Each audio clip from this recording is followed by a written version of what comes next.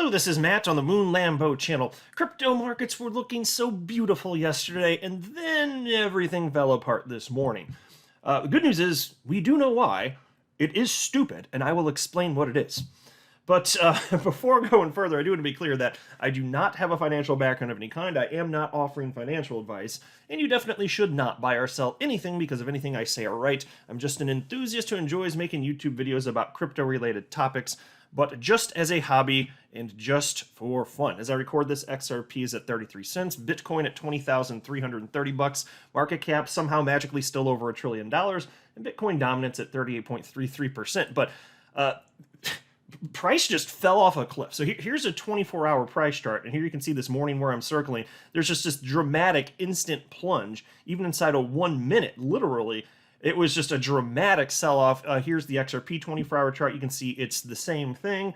And if you look here, this is the Dow Jones Industrial Average. Same thing here. So this is a one-day chart. If you look at where, again, I was circling here, now it's on the XRP chart, doesn't matter. That's where this chart begins. And so if you're looking at your screen, you might be able to see that way up where that yellow dot is. That's where it actually started. So there was a dramatic drop inside of about a minute, and then the Dow Jones just trended down slowly for the rest of the day. That's where it's been sitting at. And so again, more evidence that crypto asset class just moves in tandem with stocks. Nothing to be scared here when you see XRP or your favorite beloved crypto going down in price. It does not mean that somehow magically today something terrible has happened and there's no utility or anything to that. No. People are behaving completely irrationally when it comes to buying and selling crypto. So what actually caused this? Oh, actually, I'll mention this first. Let's go do things sequentially. Here's a crypto fear and greed index. It's at 27 out of 100. Yesterday, it was at 34 out of 100. So not surprising to see it go down pretty dramatically. But it is what it is. To me, it just doesn't make a damn bit of sense to be more scared today than yesterday, yet people actually live like this and make important financial decisions based on their emotions. It's stupid as hell.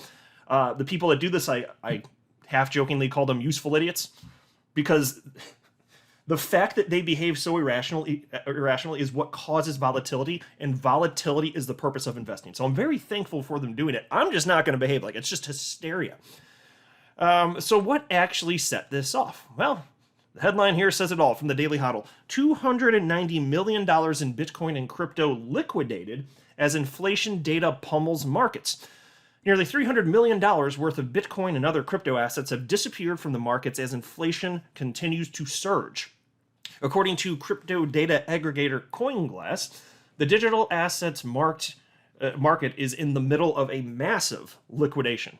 Liquidations that move markets happen when large numbers of traders have insufficient funds to keep a leveraged trade open. Yeah, and so I'll just pause and note also, well, of course, there were actual irrational humans that kicked this whole thing off.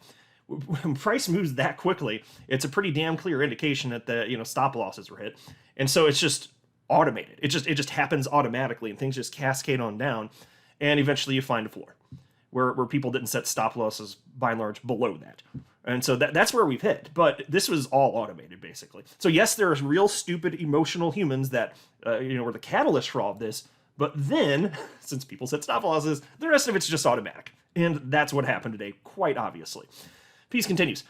Part of the reason for the massive crypto exodus is the latest data revealed by the Consumer Price Index, or CPI for short, which measures the rate at which the prices of goods and services in the U.S. economy are rising. According to the U.S. Bureau of Labor Statistics, the current CPI is spelling bad news for the U.S. economy. The new Consumer Price Index data is worse than expected as the markets anticipated year-over-year inflation to be at 8.1%. But the number came in at 8.3%. So let's just pause here. It's actually better than the previous month. I'm going from memory here, but I'm pretty sure the month before it was 8.5%. So even though it's heading in the right direction, if it doesn't meet expectations, people start flipping out because of reasons. That's exactly, which is why for me, all I do, and I know, I'll say it till I'm blue in the face here, all I do is I buy stuff and then I don't do anything. I will buy crypto and then I just hold. That's it. Because in the playing the short-term game and emotionally respond to this just gets people wrecked. Piece continues. The poor numbers mean Federal Reserve Chairman Jerome Powell is likely to continue raising rates longer than investors hope. which increases the cost of borrowing funds throughout the economy and puts pressure on leveraged positions. Yeah, and pause to note, this is all in an effort, of course, to tamp down inflation, and inflation is completely out of control because the federal government decided to print the dollar into oblivion. So they caused the problem, and now they are messily trying to fix the problem that they caused. Such is life, folks. And there is this article also on the same topic from CNBC. It's titled Dow Tumbles 1,200 Points for Worst Day Since June 2020 After Hot Inflation Report. And one of the things that caught my attention is if you looked at the S&P 500, which is an index of the 500 largest publicly traded companies, the S&P 500, only 5 out of the 500 companies in that index were up for the day. 495 were down. And not that that's particularly surprising, but it's still kind of a wow factor. I read that and I was like, geez, people are stupid as hell. And this is a headline that's not going to surprise at all. Obviously, lots and lots and lots of activity and trades, even if automated, being facilitated on exchanges around the world, including Coinbase, and Coinbase's infrastructure still couldn't handle it. Here's the headline from you today. Coinbase says trades are failing amid massive market crash. Is anyone surprised? Oh my God. Cryptocurrency exchange Coinbase started experiencing technical issues earlier today, with trades intermittently failing. According to the exchange's status page, the issue has been fixed. At press time, the exchange is in the process of implementing a fix. So that's why the running joke is you can tell if markets are either euphoric, like just rocketing up, or ridiculously crashing to the downside by whether or not you can log into Coinbase.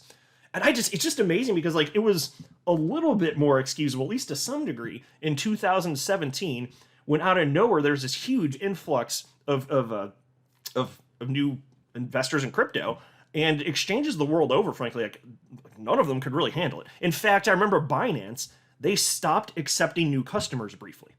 That's how out of control it was. But now we're we're almost 5 years past that. How is this still happening? And this is why I always worry, like once things do start to get euphoric, am I going to be able to unload my crypto when I want to? Well, it's not like you're going to have an exchange necessarily down for like days on end. It's not like I believe something like that. But that's why part of my strategy on my way out the door is things end up getting hot and I finally do start selling my crypto. I'm going to, just like a dollar cost average ends, build up my position over time. I'll be exiting over a set period of time. And so, yes, dollar cost averaging, I did that for years. But when it comes to selling, I'd probably just sell a little bit every day because, the rallies, while entirely ridiculous and euphoric and, potentially life-changing, as fantastic as it is, they're short-lived. You can think about XRP when it ran from 20-something cents up to almost $4. It lasted all of 2.5 weeks. So I'm going to try and sell on the way up, and then if I miss the top and start to sell a little bit on the downside, okay, maybe it's not the end of the world, but that's what I'm looking at here. I'm just not going to count on selling everything all at once. Heck no. That's just not my personal plan anyway. It's ridiculous. But look, things are still going to go in the right direction. Like, this is not a reason to be fearful, and if you just look at the information, it's very clear what happened here. It's super duper clear what happened here. And to all the people, by the way, I'll mention also that think that it doesn't make sense for Bitcoin to drop because it should be inversely correlated to what happens with inflation. Well, TXMC, who is an analyst in the world of crypto, he's formerly with Glassnode.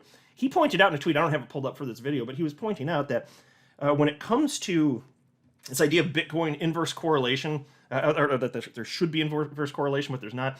He says, look, Bitcoin's denominated in United States dollars in the United States and other fiat currencies the world over. So in the United States, though, if inflation's going up and your dollar can do less, that's bad for Bitcoin too.